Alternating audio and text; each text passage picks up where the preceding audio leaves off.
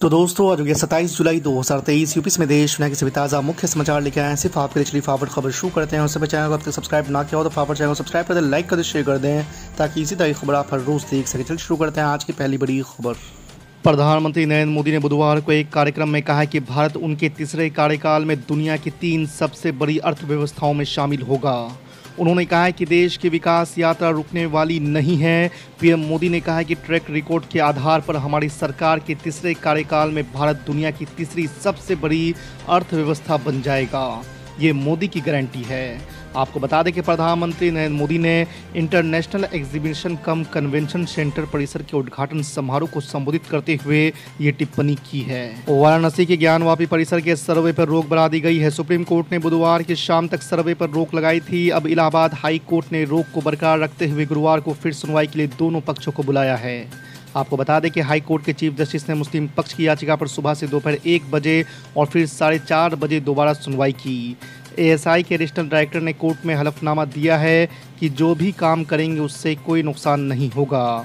अनियमित बिजली आपूर्ति के खिलाफ बुधवार को कटिहार जिले के बारसोई प्रखंड मुख्यालय परिसर में धरना दे रहे लोगों में शामिल कुछ उपद्रवियों के कारण इलाके में बवाल हो गया। अनियंत्रित भीड़ और पुलिस के बीच टकराव में 2 लोगों की जान चली गई। कई लोग दर्जन भर पुलिस और बिजली कर्मी चोटिल हुए हैं। आपको बता दें कि बवाल के दौरान भीड़ में शामिल 3 लोगों को गोली लगी है। एक की मौत मौके पर ही हो गई है, दूसरे के अस्पताल में इलाज के दौरान और तीसरे का इलाज चल रहा है।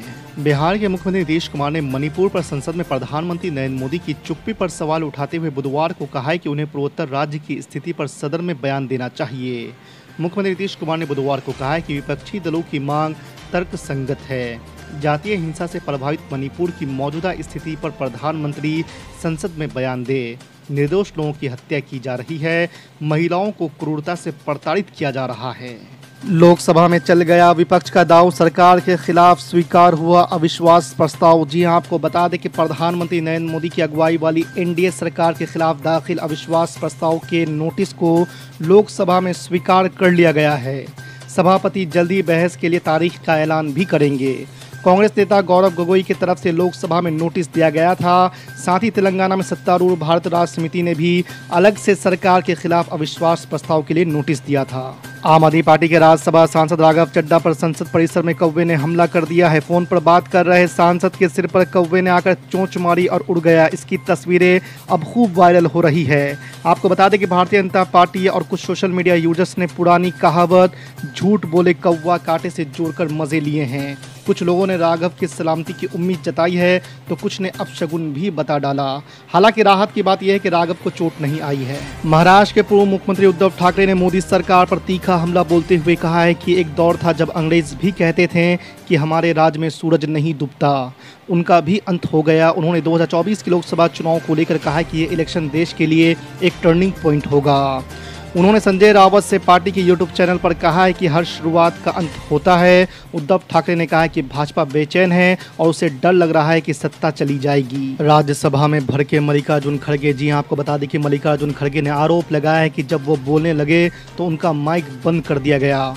उन्होंने कहा कि इस तरह की हरकत उनके विशेष अधिकार का उल्लंघन है। खड़गे ने कहा कि मेरा अपमान हुआ है और ये मेरे आत्मसम्मान को चुनौती है। आपको बता दें कि विपक्ष के सांसदों ने आज भी मणिपुर पर चर्चा के लिए नोटिस दिए थे, लेकिन इन्हें सभापति धनखड़ ने खारिज कर दिया।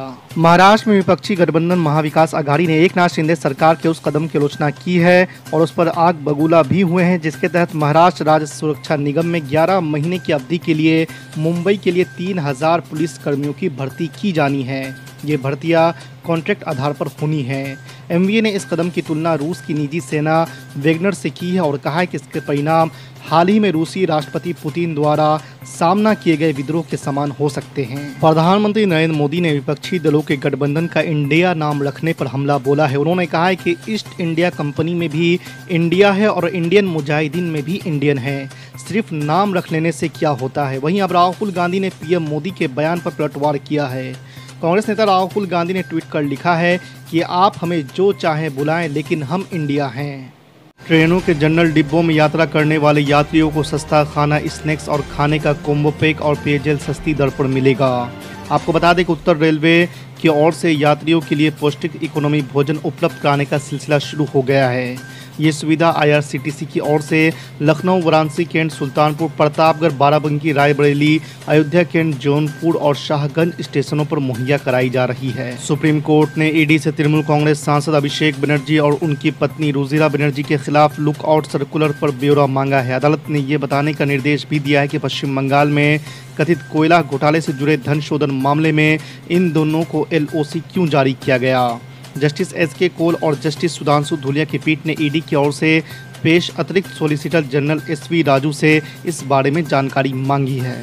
मणिपुर पर चर्चा से भाग रहा है विपक्ष। केंद्रीय मंत्री स्मृति ईरानी ने लगाया आरोप। जी हां, आपको बता दें कि मानसून सेशन के दौरान मणिपुर पर चर्चा को लेकर सत्ता पक्ष और विपक्ष के बीच ठनी हुई है। इसको लेकर दोनों सदनों में हंगामा मचा हुआ है। इस बीच केंद्रीय मंत्री स्मृति ईरानी ने सोमवार को विपक्ष पर चर्चा से भागने का आरोप लगाया है।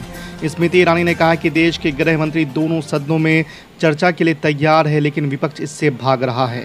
ज्ञानवापी मस्जिद को लेकर हिंदू और मुस्लिम पक्ष के दावों पर देश भर में चर्चा गर्म है। शुक्रवार को हिंदू पक्ष की अर्जी पर वाराणसी की जिला अदालत ने मस्जिद का ASI से सर्वे कराने की मंजूरी दी थी।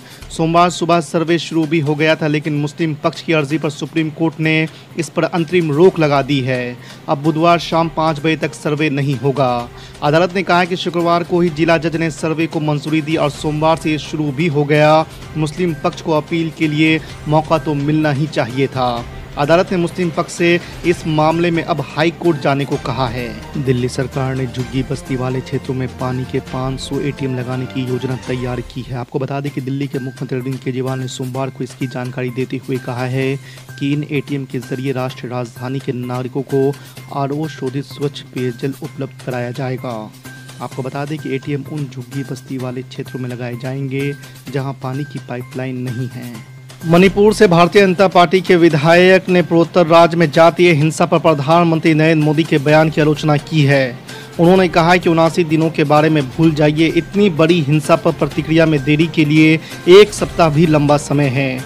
आपको बता दें कि विधायक खुद कुकी जोमी समुदाय से आते हैं। उनका मानना है कि PM मोदी की प्राथमिकताएं पूरी तरह से गलत है। साथ ही उन्होंने ये भी दावा किया कि प्रधानमंत्री की अमेरिका की यात्रा से पहले उन्होंने उन तक पहुंचने की कोशिश की थी, लेकिन सफल नहीं हो सके। बेंगलुरु में 2 दिनों की बैठक के बाद साझा प्रेस कॉन्फ्रेंस के दौरान एक बार फिर विपक्ष ने जातिगत जनगणना की मांग दोहराई है। वैसे तो जातिगत जनगणना की मांग कोई नई नहीं है, लेकिन विपक्ष इसे 2024 के लिए एक हथियार के रूप में देख रहा है। वहीं भाजपा को इस बात का डर है कि कहीं अगड़ी जातियों का वोट बैंक उसके हाथ से फिसल न जाए। आपको बता दें कि भाजपा का एक बड़ा हिंदू वोट बैंक है, जिसमें स्वर्ण वर्ग शामिल है। वहीं पिछड़ी जातियों का वोट बटा हुआ है। देश भर में बारिश की वजह से टमाटर की कीमतें नीचे उतरने का नाम नहीं ले रही है। हाल ये है कि चोरों की निगाहें भी अब टमाटर पर बनी हुई है। हो भी क्यों ना, सोना, चांदी और रुपए आसानी से पकड़ा जाता है, लेकिन टमाटर को बरामद करना भी आसान नहीं है।